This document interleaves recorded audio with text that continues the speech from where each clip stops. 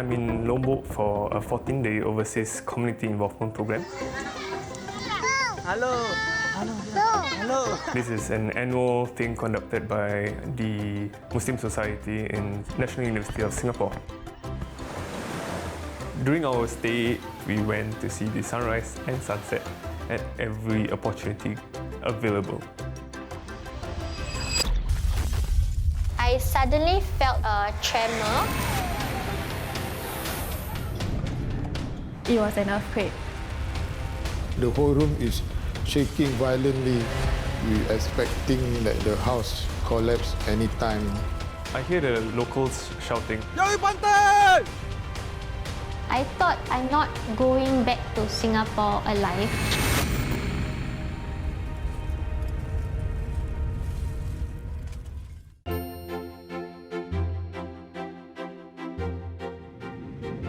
On 23rd July, our team of 20 students set out for Lombok from Singapore. I come from a family that is not exactly well-to-do, so that inspires me to help the people who are less fortunate than me.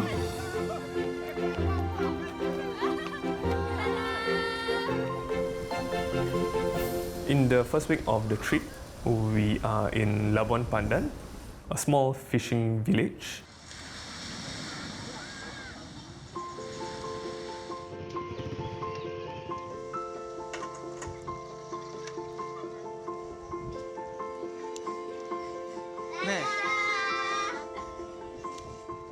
In the village, there's only about 166 families.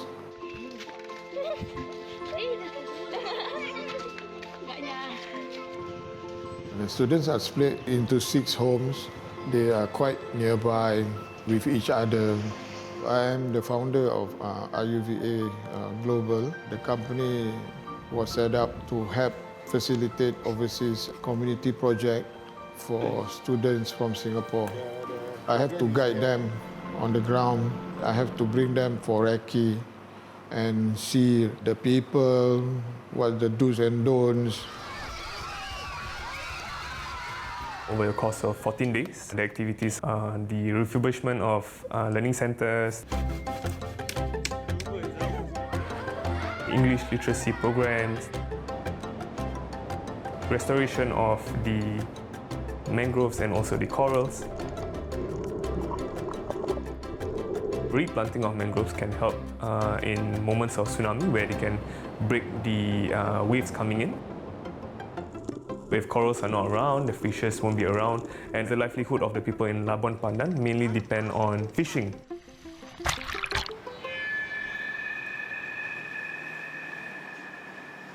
Kami ucapkan banyak-banyak terima kasih kepada kawan-kawan dari Singapura atas partisipasinya kepada Desa Labuan Pandan. Hello para semua kami dari Singapura. Hello para semua kami dari Singapura. It's our last night in the village. The activities in Labuan Pandan are meant to be done in 1 week.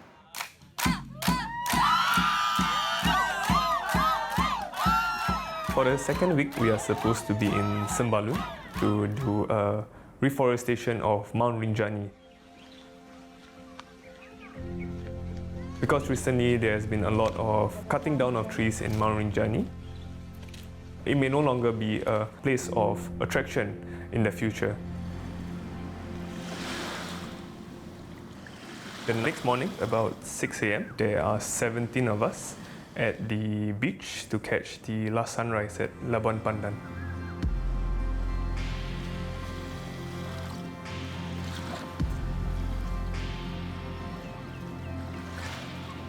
I felt very calm and happy because I hardly get to wake up and watch the sunrise in Singapore. We just want to cherish the moment. This trip, my wife joined me. That morning, we are in the room to pack and get ready to go to meet them at about 8 o'clock. As I'm watching the sunrise, I suddenly feel the ground shaking. So it's very weird. I don't know what to make of it.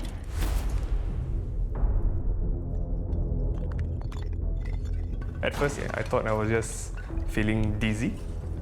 But then as I look towards my friends, they are experiencing the same thing.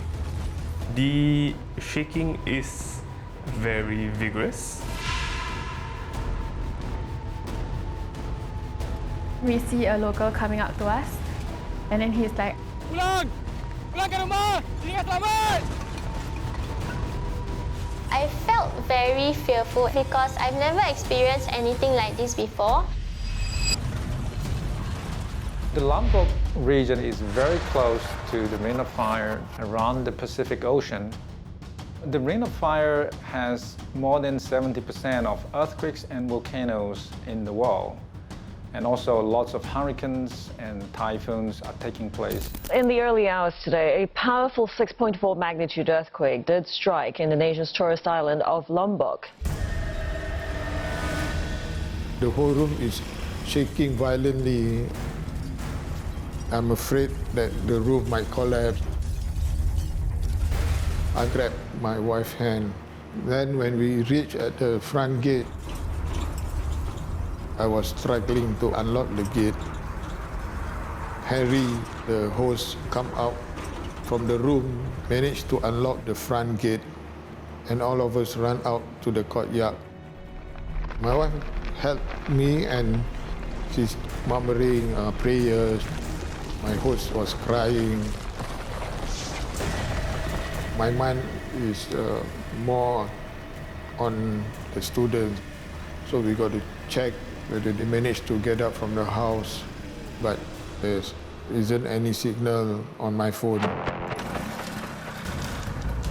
I asked Harry, our host, to take me to check on the student.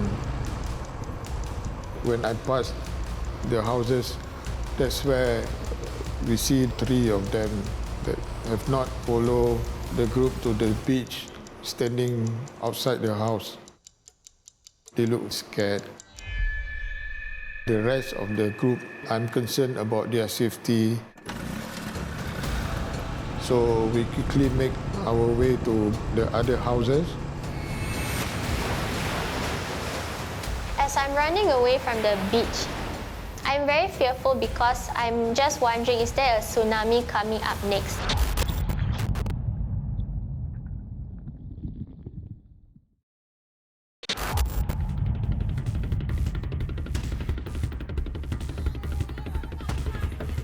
A 3-day state of emergency has been declared on the Indonesian island of Lombok after a powerful 6.4 magnitude earthquake struck the popular tourist destination. When the earthquake happened, most of us were there on the beach on that morning. I hear the locals shouting in Bahasa. Jangan mendekat ke pantai! Jauhi pantai!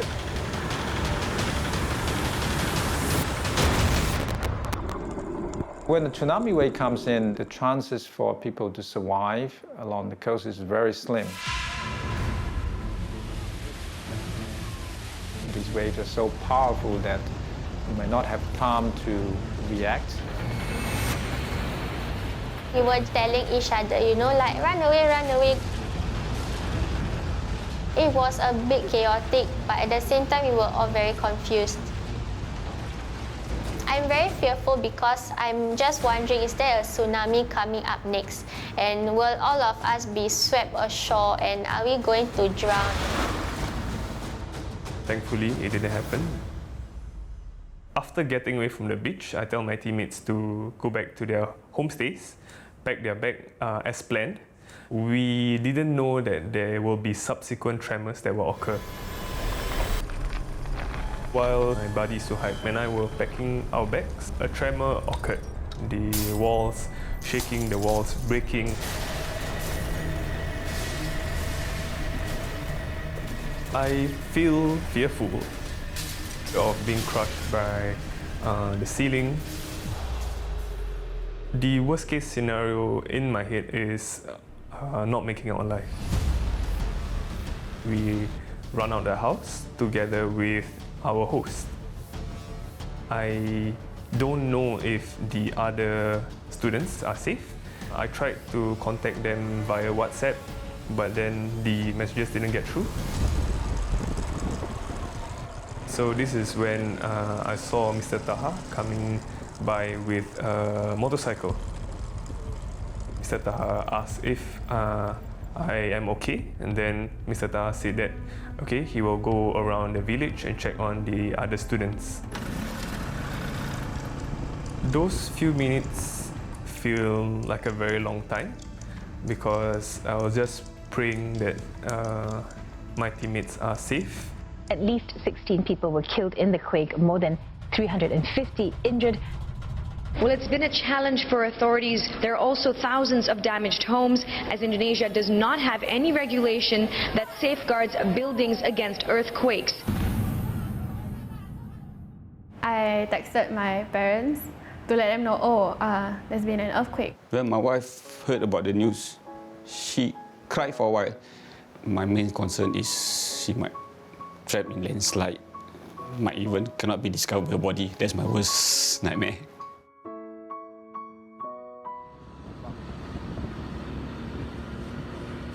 When I saw the last group outside their house with the hose and the house is intact, I feel relief, you see, because I know they are safe. I told them that we need to go and find safety shelter, before we decide on the next thing what we want to do. Perhatian, panggilan terakhir penumpang pesawat. If I were to go to the airport to try to get out of Lombok at that time, I don't think we can make it because there's so many people trying to get out too. And with no tickets, I think we will be in a very terrible condition to wait at the airport. And luckily for us is that since we are already planning to get out from Labuan on that day, so the vehicle is already on the way. We managed to get our contacts to set up a suitable campsite for the group to stay. The main thing for me is we got food, we got water. I believe he knows Lombok very well. I trust his judgment. None of my group mates disagree with the suggestion to proceed to this area.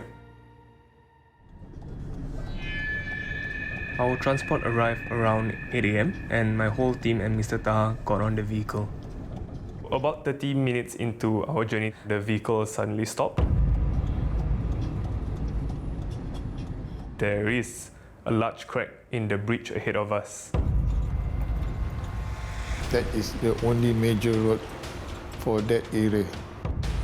If we are not going to cross this bridge, we have to U-turn and use the other road. That road, the mountain pass is not really that stable. The driver, me, and then the villagers around there, they help to check the bridge. And all of them agreed, maybe we let the student walk first so that there's no weight bearing on the bridge. I believe everyone felt that it's best that we take this risk and hope for a safer destination ahead. Each step I am very careful because I don't want to exert too much pressure. After we are a safe distance away, the vehicle slowly went across the crack.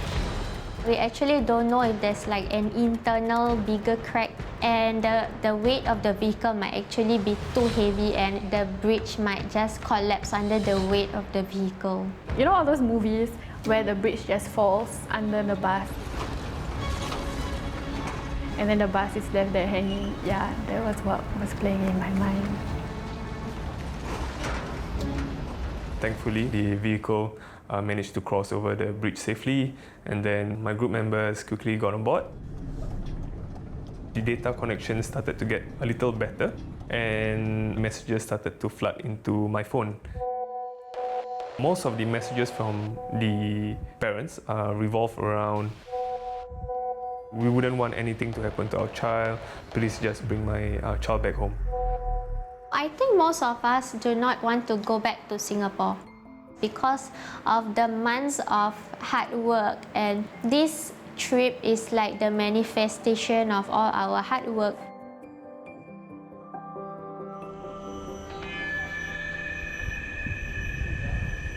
On the way to the safe area, we stopped by a rest stop.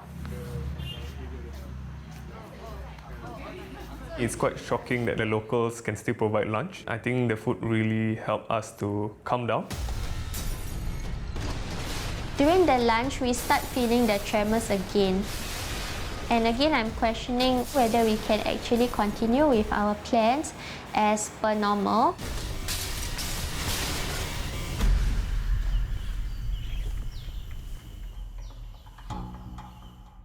Asfa and Nadia calls for a vote whether we should head back to Singapore. In fact, most of them said that what better time to help the people of Lombok than right now, where they are really in need. They can do many things, in other way to help the condition. You see, for example, distribute rice to the survivor. The worst case scenario in my mind, if we proceed, is that another earthquake happens. But Asfa and I are on the same page about staying at this point. When Nadia told us that she need to stay on, I'm very worried. Even my wife urged her to come back as soon as possible. A part of me wants to go home after hearing my parents say that. But I still feel that there's a responsibility that I need to fulfill here.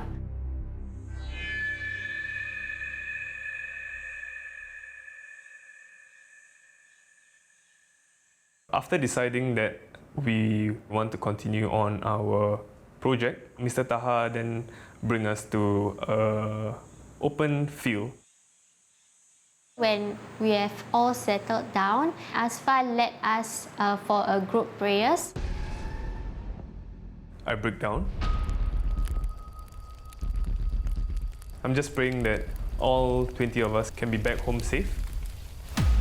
It doesn't matter whether we finish the project, but what matters most is the safety of these young adults that I'm responsible for.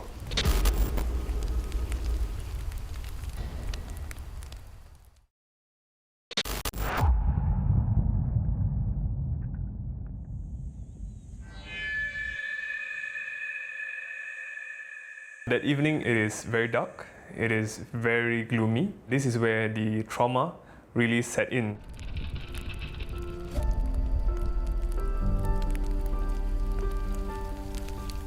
When one of the group mates start to cry, this caused a chain reaction throughout the other group mates. At that moment in time, I'm really questioning what are we doing in this forest. Have we thought about the bigger risk of losing our lives? I talked to my dad and he certified that I should definitely go home. Hani passed her handphone to me, and Hani's dad tells me, Asfa, you are not a parent, you're still young. You don't know what it's like to be a parent that is concerned for his child, especially when the child is in an earthquake. So please understand my concern. Please bring Hani back. And I knew at that point in time I wouldn't jeopardize their safety just so that we can complete a 14-day overseas community involvement project. This is when I told Nadia that the time is now to make the executive decision so that we bring all of our group mates home to safety. We decided that it's best if all of us went home, especially after seeing more of our friends being more worried. Welcome to Singapore, ladies and gentlemen.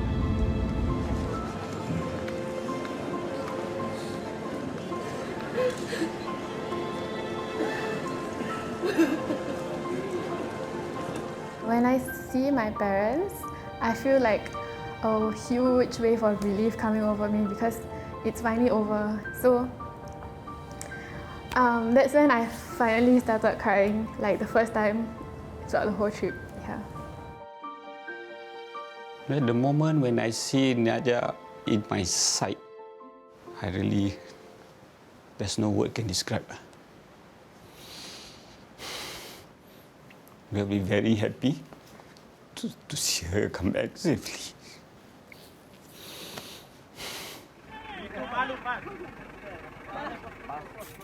Me and my wife, we didn't go back with the group, but we stayed behind and help out with the relief. A second earthquake in a week, and this time it's hit the Indonesian island of Lombok even harder.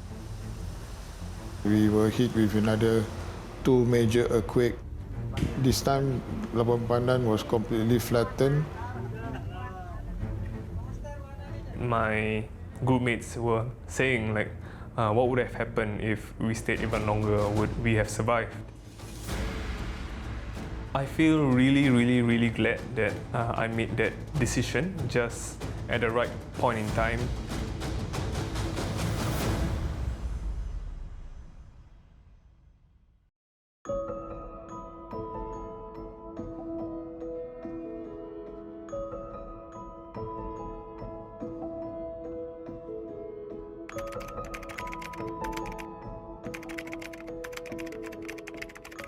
The project in 2018 was supposed to be 14 days long.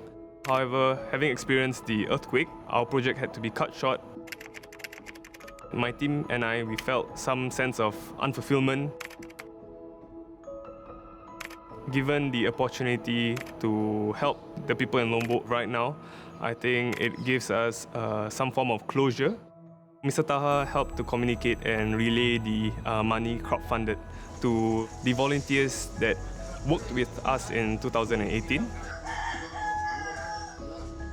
They were able to seek out the rice bags and also the food materials and distribute to the beneficiaries in Lombok.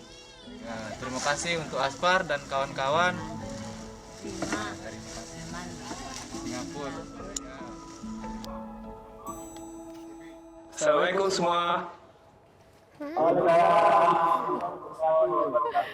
Saya nak ucapkan terima kasih lah untuk distribusi beras-beras pada hari itu. Kita kasih keluarga 188 paket. When I see the photos and videos of the people who benefited from our crowdfunding, I feel really glad that I can contribute to the community, even though it's just in a small way. I always spare a thought for the people in Labuan Pandan because they have treated us so nicely. I just want the best for them and that they will always be in safe hands. When I think about the earthquake, I do remember how uncertain and how fearful I felt back then. But I'm still very grateful for all the lessons that we learned. It really made me think about what are the important things in life.